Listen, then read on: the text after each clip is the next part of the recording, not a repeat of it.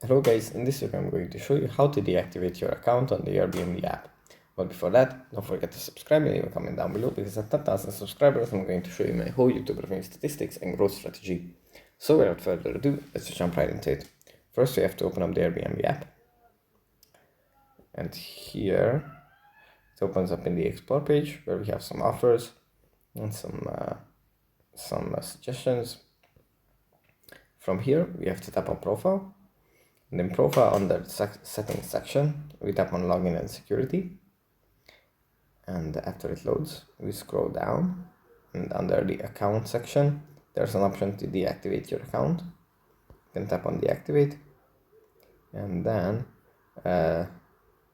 we can select why we want to deactivate our account, then tap on continue.